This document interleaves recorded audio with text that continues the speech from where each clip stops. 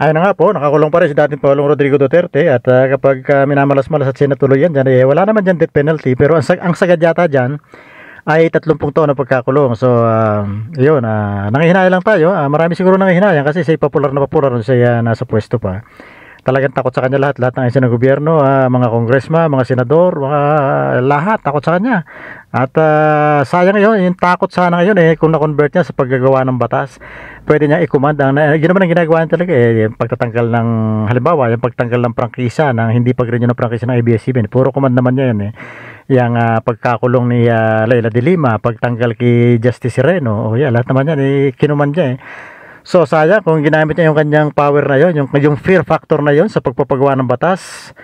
Tulad niyang anti-dynasty bill, kayang-kaya niyang ipasa sana yan, yung para mapigilan na yung pagtakbo ng sabay-sabay na magkakamag-anak, mag-ama, mag-ina, magkakapatid, kaya din natulpo, ganyan. Dapat sana hindi sabay-sabay tumatakbo yung mga Cayetano, mga Villar, mga Estrada, at kung sino-sino pa. Pagkatapos yung mga term ng senador, sana kung nagawa niya para hindi na bumalik yung mga tulad ni na Tito Soto, ni na Lacson, pabalik-balik na, mahigit niya 30 taon na mga yung pabalik-balik, yung Lito Lapid.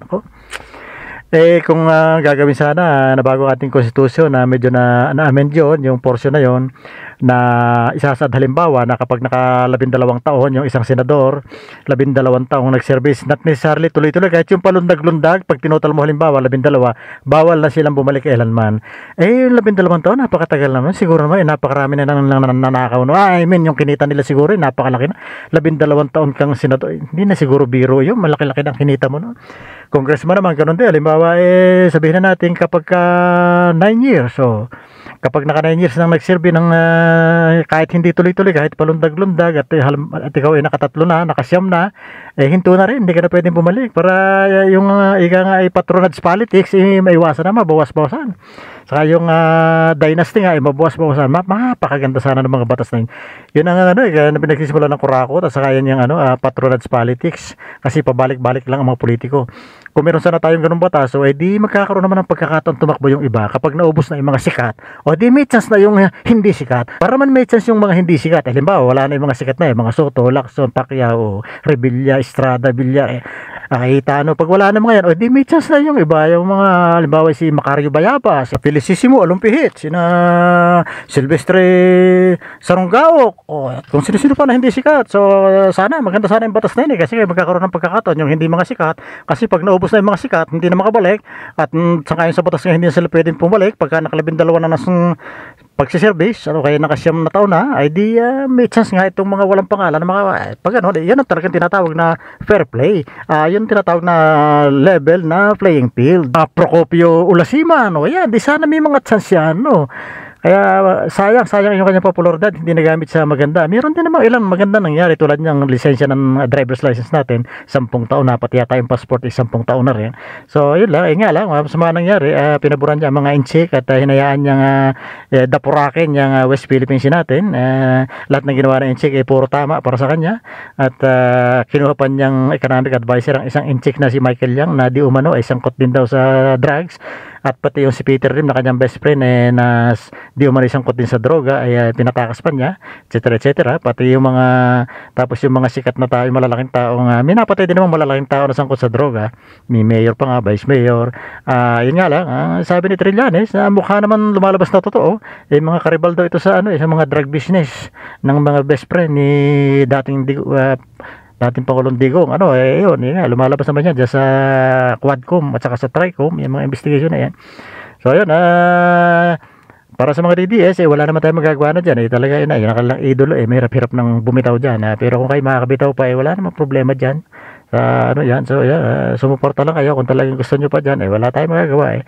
But sana ay kung kayo ay magmamarcha at magkakagulo, ito, nagrarally-rally pa rin kayo. Kung kayo nag-aambagan ng pamasahe, pumunta kayo doon sa ICC at doon kayo magpahayag ng inyong sentimiento, di mas maganda siguro. Kasi kahit bulabugin nyo Malacan lang, kahit sugurin nyo Malacanang, kahit pasabugan nyo ng kanyon o bomba, hindi nyo walang power ang Malacanang, walang power si PBBM na sabihin sa ICC, hoy ICC, pabalikin mo dyan dito sa Pilipinas, si Pangulong Duterte, wala akong magagawa, kaya useless ang inyong pagrarally. Siguro ibang baka tama nga yung ibang vlogger na ang purpose ng inyong mga rally-rally yan, baka sakaling kayo dumami, mag-multiply at kayo susuburin yung Malacanang patatalsikin si PBBM, hindi natin marami. Pero kung purpose nyo lang ipabalikin dito sa Pilipinas si dating Pangulong Rodrigo Duterte, ay pumunta kayo doon sa ICC mismo, doon sa kumpado kayo mag-rally kung kayo papayagan doon. Humingi na lang kayo ng pamasahe sa aeroplano diyan kay Bongo, kay Bato, kay BP Sara. Yan, sanda mo ka lang pera ng mga yan. Diyan kayo humingi kay Panelo, yan, kay Roque.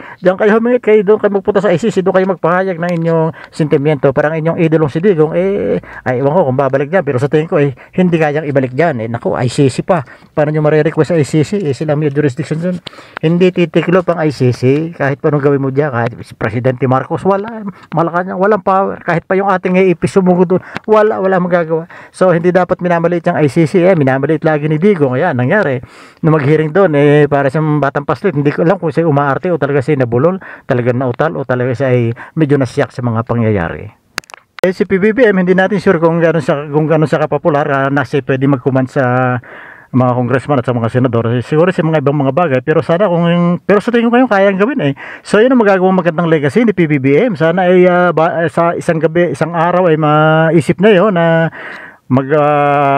utosan na. Yun naman ang realidad utosan naman niya yung mga congressman at mga senador. Sana yung maipasa nga yung anti-dynasty bill na yun at saka yung mga terms na niya, yung pag naka 12 years, pag naka 9 years, tapos na, hindi na makakabalik kailan pa man. Napakaganda.